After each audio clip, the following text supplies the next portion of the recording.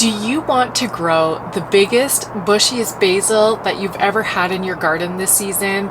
If so, then I have the tips for you. In today's video, I'm going to take you through 5 tips on how you can grow the best basil that you've ever grown, and I'm going to show you what varieties are best, how to plant them, how to care for them, some do's and don'ts of what to avoid, and also some tips that so many people miss in order to make the best basil ever. I'm going to show you how to grow it from seed, grow it from a seedling at the nursery, or even how to pick up some basil from the grocery store and grow it that way. If you're new here, my name is Bree from Urban Gardening Canada, and I garden in Ottawa Zone 5. And basil is one of my absolute favorite herbs to be growing. It smells amazing. It's delicious in so many different foods, and it can be really productive if you know what you're doing. So tip 1 is starting basil from seed. And there's so many different varieties that you can choose from. The Genovese basil variety is the most common one because it's a very large leaf basil, so it's common in your Italian cooking with your pastas.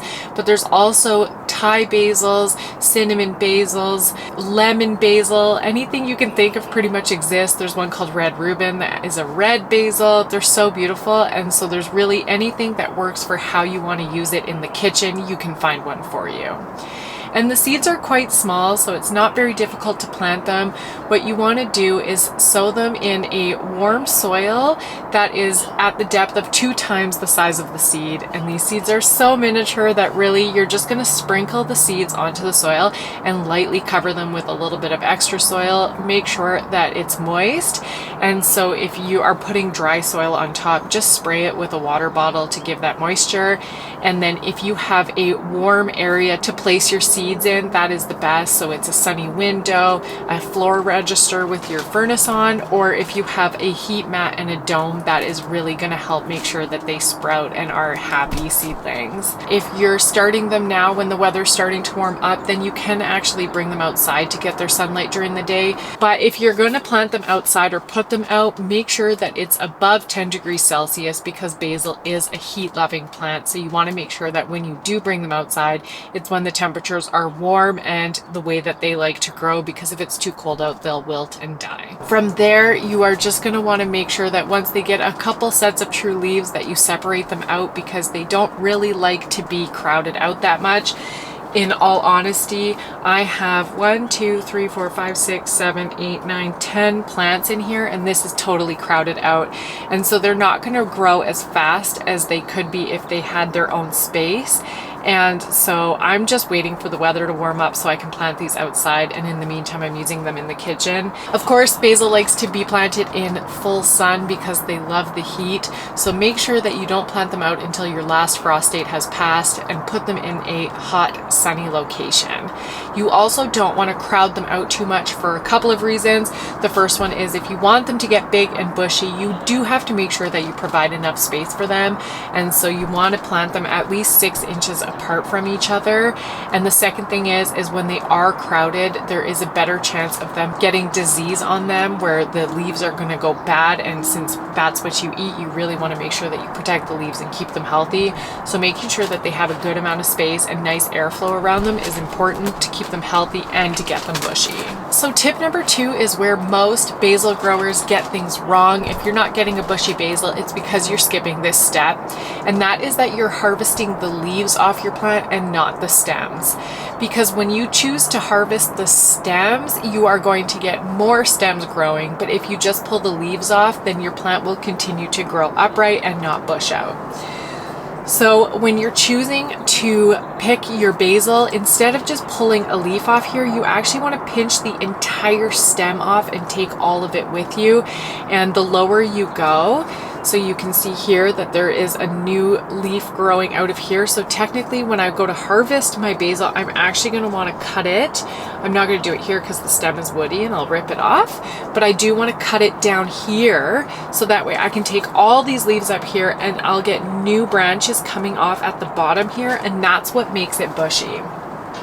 So if you fail to do that and only pull the leaves off, then you are just going to get one upright plant, versus the more times that you cut a stem off right above the leaf nodes, the more stems that you're going to get and the bushier your plant is going to get. And that is the key to getting way more basil out of just a single plant. So with your basil, you're going to pinch the original stem, and then new shoots are going to come out. And when those ones get 2 to 3 sets of leaves, pinch those stems as well, and they're going to make another stem, pretty much like a family tree, just the other direction. Every single time you pinch above a leaf node, more branches are going to come out. So the more you harvest and the more stems you take off, the bushier your plant gets.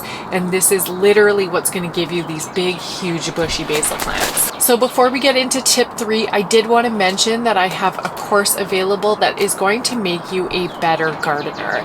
This course is self-paced and it's full of all kinds of media, from workbooks to quizzes to lectures to videos, and it is going to help you be a better gardener regardless of what type of weather gets thrown at you. With tariffs coming in and food security being an issue and inflation, this course has never been more important. The course is in the description below, so if you wanted to grab a free preview of it, I highly recommend getting a few lectures for free and checking out the course. Alright, tip number 3 is use it before you lose it. Basil can go to flower really fast. I think that's one of the bigger downfalls about basil, is that next thing you know, it's going to go to flower. And it's very obvious because at the leaf stem, all of a sudden the leaves get smaller and tighter together, and that means that a flower head is going to form. So the more often that you're harvesting off of your basil, the less likely it is going to go to flower. But if you do miss a plant or forget to harvest one week and you notice it's going to flower, cut it back hard, where you're going to have more leaf nodes that can start regrowing, and you can still use those basil leaves even if it is going to flower. However, this isn't going to stop your basil from going to flower. It's just going to slow it down and maybe buy you a little bit of time. So if you do notice that your basil is starting to go to flower, this is your notification to plant more basil seeds outside, so that way you get your next succession of basil. All right, tip number 4 is all about buying your basil from a grocery store and how you can save it. So there's 2 different ways you can buy it. The first is in a pot, and it will look similar to this, except for it'll be in a coco coir or peat pot, but it'll have equally as many stems as that my plant does. But basil plants, when they are grown separately, can get quite large, and so this is actually overcrowded in here, which is the same with the plants that you're buying from the grocery store. So when you buy your basil plant from the grocery store like this, the first thing that you want to do is separate it out into a bunch of other pots. So only putting 1 to 2 stems in each pot, especially if you're going to keep it indoors. And if you're going to plant it outside, then separate them all into their own space. And this is going to help keep it alive longer. I know a lot of people who buy potted basil from the grocery store, that it ends up dying really quickly and they don't know what happened. And it's all because it's totally overcrowded in these pots.